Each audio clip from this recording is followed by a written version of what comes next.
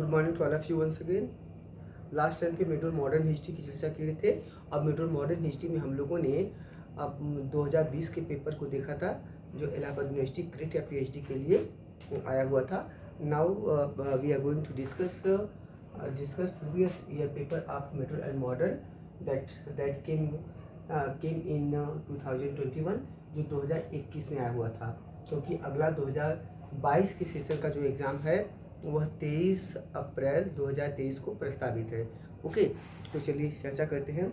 इस वाले पेपर में जो आपका पार्ट 1 था जिसमें टोटल आपको 10 क्वेश्चन करने थे और प्रत्येक शब्द का जो आपका वर्ड लिमिटेशन थी वह आपकी थी टोटल 75 वर्ड्स में इसको लिखना था।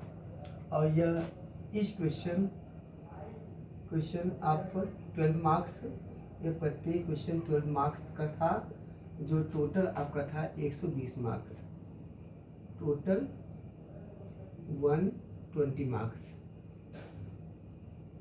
ओके, चलिए आइए देखते हैं इसमें कौन से क्वेश्चन आए थे। जो इसमें 10 क्वेश्चन आपके आए थे उनमें से पहला है प्राथमिक स्रोत से आप क्या समझते हैं, प्राथमिक स्रोत क्या है।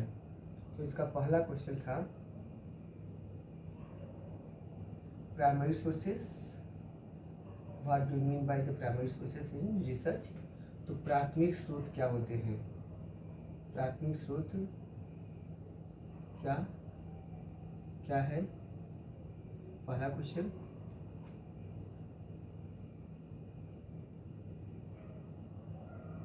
और दूसरा क्वेश्चन है, ठीक, दूसरा क्वेश्चन यहाँ पे आया हुआ था पच्चीकारी क्या है। पच्चीकारी किसे कहते हैं, पच्चीकारी क्या है। पच्चीकारी जिसे आप पिटाडोरा कहते हैं, पच्चीकारी कच्चीकारी, ठीक है, ये इस्लामिक शैली है जिसके माध्यम से दीवारों को संगमरमर के पत्थर आदि से सजाया जाता है, जिसे कहते हैं पच्चीकारी। पच्चीकारी क्या है, ताजमहल में इसका प्रयोग हुआ है व्यापक रूप से। पच्चीकारी क्या है। क्वेश्चन नंबर 3 आपका था, तीसरा था चारबाग शैली किसे कहते हैं। तो Charbagh style of architecture, Charbagh शैली क्या है, चारबाग शैली। और क्वेश्चन नंबर जो चौथा था यहाँ से वह आपका था कि मध्यकाल में रहट क्या था। सिंचाई की साधन के रूप में रहट, मध्य काल में रहट जिसका प्रयोग आपको हर साहित्य में मिलता है। मध्यकाल में रहट क्या था। क्वेश्चन नंबर 5 था, पांचवा था मुकद्दम और चौधरी कौन थे। मध्यकालीन शब्दावलियाँ हैं मुकद्दम और चौधरी, जो मध्यकाल में, इन पे आपको नोट लिखना है, राइट नोट आंसर मुकद्दम है चौधरी। यह सब मध्यकाल में जो गांव की मुखिया होते थे, गांव के प्रधान की तरह होते थे, इसे मुकद्दम और चौधरी कहते हैं। कहीं कहीं को खुद मुकद्दम चौधरी कहते थे, तो उनके बारे में बताना है। और अगला एक महत्वपूर्ण क्वेश्चन आता कि यहाँ पे 2 क्वेश्चन जो थे वे प्राचीन भारत से रिलेटेड थे, से खासकर पूर्व मध्यकालीन भारत कर सकते इसे, तो वहाँ भी ये दोनों क्वेश्चन आ गए थे, ठीक है, जिसको लेकर काफ़ी हल्ला हुआ था कि ये क्वेश्चन जो है एंशिएंट का प्रॉपर होना चाहिए। इसमें एक था प्राचीन भारत में देवदासी प्रथा क्या है। तो प्राचीन भारत में देवदासी प्रथा क्या है, देवदासी सिस्टम प्रथा क्या है। और एक आया था चोल स्थानीय स्वशासन, आया था चोल स्थानीय स्वशासन।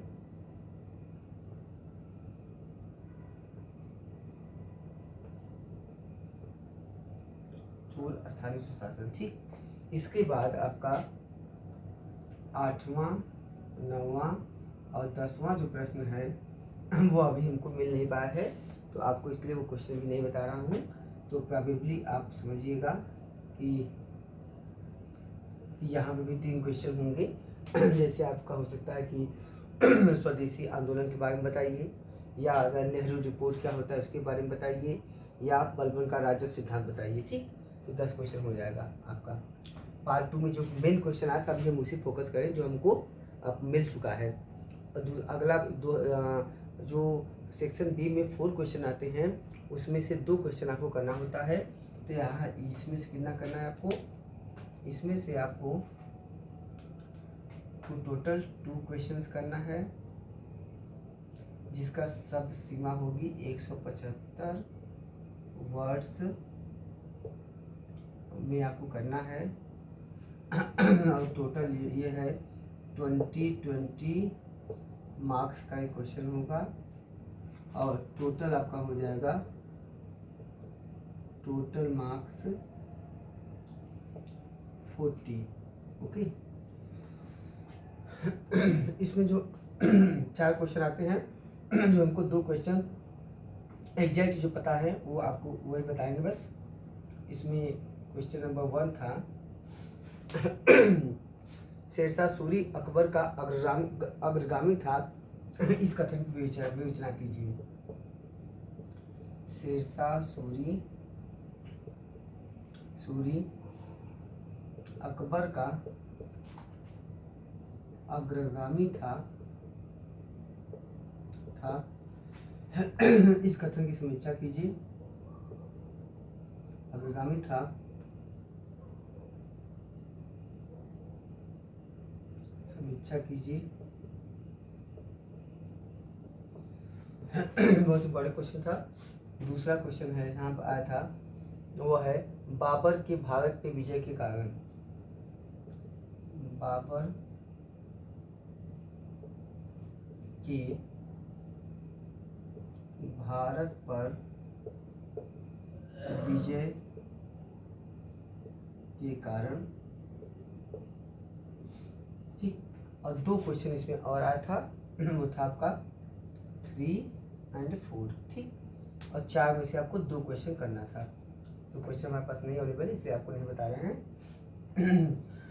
बेसिक तो आप ऐसे समझ सकते हैं, जैसे मान लिया गया दीन इलाही पे लिखिए, या अकबर के राजपूत ने लिखिए, या मनसबदारी व्यवस्था पे लिखिए, ऐसे क्वेश्चन। ठीक, अगला आपका आ जाइए पार्ट 3 में 1 क्वेश्चन करना है आपको।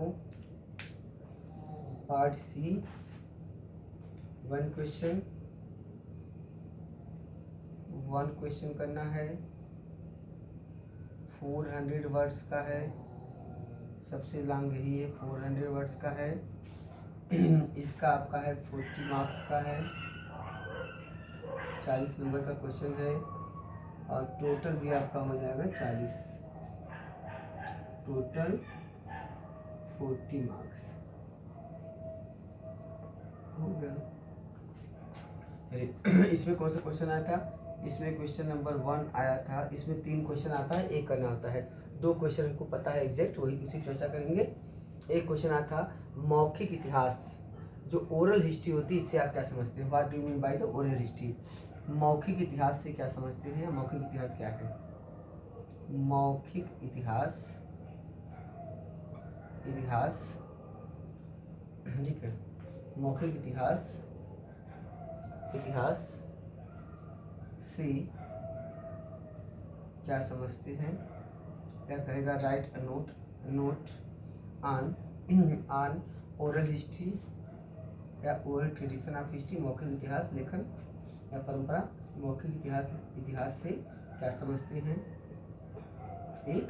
और दूसरा क्वेश्चन यहाँ से आपको आया था, बड़ा इंपॉर्टेंट था, अपने शोध विषय से संबंधित एक शोध संक्षेपिका या रिसर्च प्रपोजल प्रस्तुत कीजिए।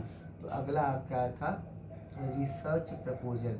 ये क्वेश्चन ऐसा है जो किसी विषय में भी आ सकता है, और हर विषय में आता है, शोध विषय संबंधित रिसर्च प्रपोजल।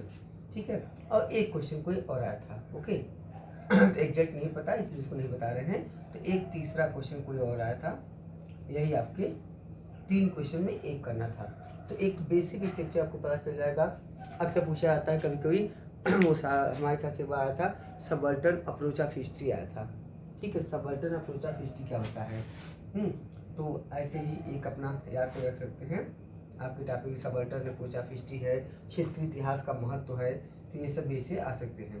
ठीक है, तो इसमें कोई भी क्वेश्चन इस तरह हो सकता है, लेकिन इतने एग्जैक्ट आए हैं इसीलिए यहाँ पे, तो एक बार आप अच्छे से इनको देख सकते हैं और इसी के आधार पे अपने आप को आप तैयारी कर सकते हैं, अपने आप को क्वेश्चंस को आप एंटिसिपेटेड फॉर्म में देख सकते हैं, आप उसे लिख सकते हैं, गेस कर सकते हैं ओवरऑल। ठीक है, चलिए, thank you to all of you.